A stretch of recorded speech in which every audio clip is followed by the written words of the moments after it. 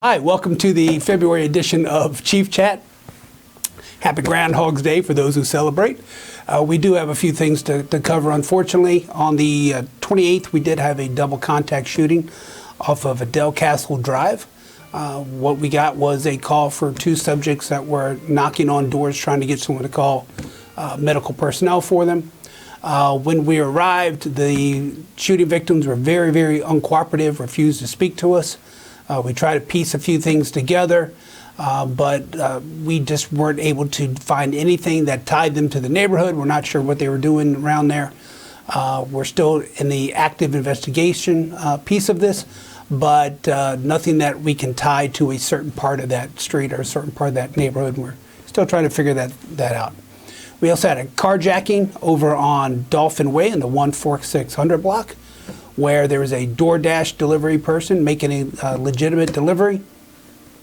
And unfortunately, when he went back to get back in the car, they had an armed subject approach, demanded the keys. We do not have a good lookout for that subject at the moment. We are continuing to try to work the case, and we will share information as we get it. Lastly, we had a gun arrest on Darbydale Court on the 26th. Circumstances surrounding that was a subject was spending the night at a friend's house, decided to take two of their firearms and a PlayStation 5 and flee the house. There was a little bit of excitement in the neighborhood when we set up the perimeter and we put the shelter in place alert out. We were able to ascertain that the subject was not in the area. Through investigative means, we were able to track him down to a metro station where he was taken into custody and both of the firearms were recovered. So those are the highlights or lowlights of the couple of things that have been happening. Again, we continue to combat thefts from auto and auto thefts. Again, the Hyundais and Kias are popular. And we, again, strongly encourage you to not leave items in your car and to lock your car at all times. We are still, of course, looking for openings for officers. We have the $1,000 referral that if you bring us anybody that gets hired and they make it through the academy, you get $1,000, and, of course, they get their signing bonus. So we are trying to find some folks for the academy coming up. So please send me your best and your brightest to help keep this community safe. We are also looking for dispatchers if you are interested in dispatching for us. All this information is on the website under thecityofbowie.org.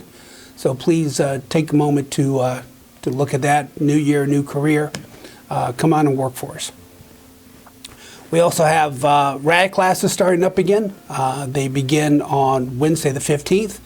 There's actually a Monday and a Wednesday session, but the Monday session filled up probably less than 24 hours after we posted.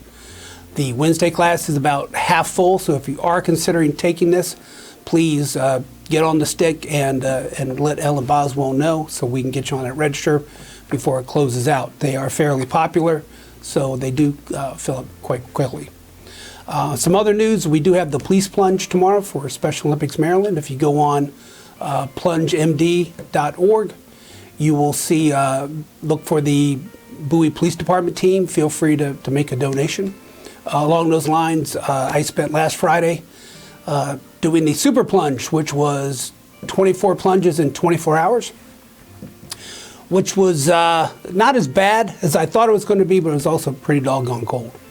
But one of the things that we spent, myself and a couple people from MSP, spent our Friday evening, Saturday early mornings was looking through the video of of Mr. Nichols' death in Memphis.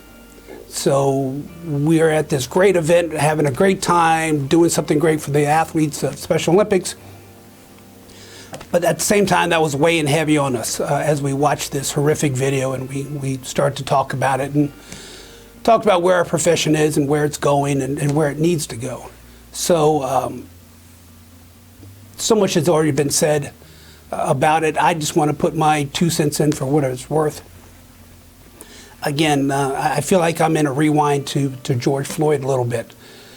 Looking at that video is just absolutely horrific. Absolutely nothing to do with what police work is supposed to be about. absolutely nothing to do with the reason people put this badge on. So I know it starts to sound like the old trope, and that we're just kind of going down the same path again and again. But I do just want to always emphasize that that is not what policing stands for. It is not why I do this job. It's not why the members of the Bowie Police Department do this job.